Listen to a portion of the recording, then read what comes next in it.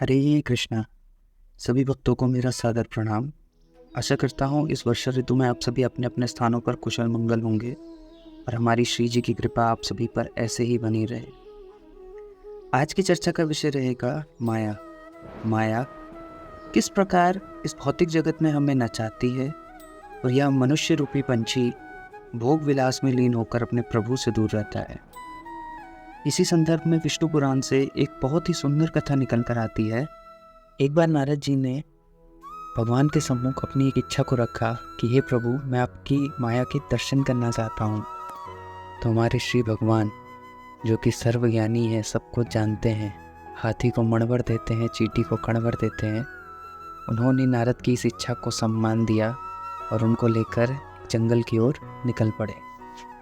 थोड़ी दूर चलने पर श्री भगवान ने नारद से कहा, हे नारद, मुझे थोड़ी प्यास लगी है, क्या तुम मेरे लिए पानी का प्रबंध कर सकते हो? नारद जी ने भगवान की इस सेवा को स्वीकार किया। प्रभु को प्रणाम करके नारायण नारायण जपते हुए निकल पड़े पानी की खोज में। चलते चलते नारद मुनि एक गांव के समीप पहुंचे, जहां उन्हें कुआं दिखाई पड़ा। वहां खड़ी स्त्री से उन्होंने अनुरोध किया और अपनी समस्या उनके सम्मुख रखी। वह स्त्री इतनी सुंदर थी कि नारद मुनि के मन में उस स्त्री के प्रति प्रेम उत्पन्न होने लगा। नारद मुनि ने उस स्त्री के सामने विवाह का प्रस्ताव रखा और उस स्त्री ने नज़रें झुकाकर वह प्रस्ताव स्वीकार किया और कहा कि अगर मेरे पिताजी, जो यहाँ के राजा हैं, वह इस विवाह को स्वीकार करें तो मैं आपको अपने पति परमेश्वर के रूप में स्वीकार कर लूँगी। तो इसी प्रकार इस भौतिक जगत में लड़के लड़कियों को निहारते रहते हैं, उनके रूप को, उनके चलने को, उनकी अदाओं को। कुछ रोमियो बने, कुछ रांझा बने, कुछ मजनू, कुछ फरहाद हुए। इस रंग रूप की चाहत में जाने कितने बर्बाद हुए। आगे चलकर नारद मुनि का विवाह हुआ, उनकी 2 संतानें हुई और उसी गांव में वे अपना जीवन यापन करने लगे।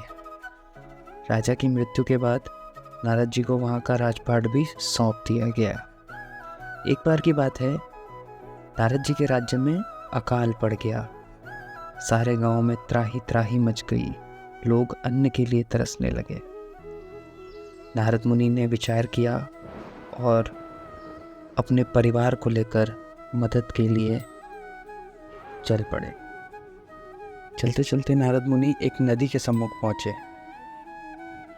जब वो उस नदी को पार कर रहे थे, तभी अचानक उस नदी में बाढ़ आ गई। उस बाढ़ के कारण नाव टूटकर बिखर गई और नारद मुनि की पत्नी एक तरफ और उनकी संतान दूसरी तरफ। नारद मुनि अपनी पत्नी को बचाएं तो संतानें डूब जाएंगी और संतान को बचाएंगे तो पत्नी डूब जाएगी। यही विचार करते करते न संतानें बची न पत्नी।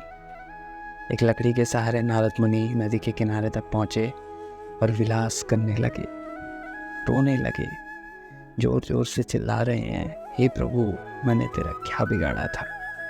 तूने मेरी बीवी, मेरे बच्चे, मेरा राजपाट सब छीन लिया। हे प्रभु, मैंने तेरा क्या बिगाड़ा था? यही विलास करते करते करते करते तभी श्री भगवान उनके सम्मुख प्रकट हो गए और कहा, नारद, तुम क्यों रो रहे हो? तुम तो मेरे लिए पानी लेने गए थे।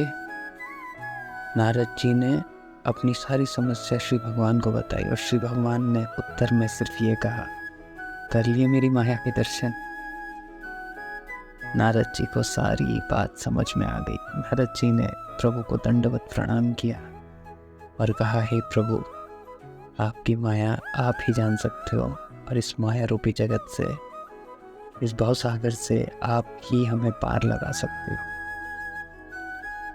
तो इस प्रकार आज का मनुष्य अपनी पत्नी, अपने रिश्तेदार, अपने प्रेमिका, अपने दोस्त, इन सब में उलझा रहता है और अपने परम पूज्य भगवान को भूल जाता है। आशा करता हूँ आपको ये कथा बड़ी ही रोचक लगी होगी और इस कथा से आपने क्या सीखा, आप कमेंट करके ज़रूर बताएं। हरे कृष्णा।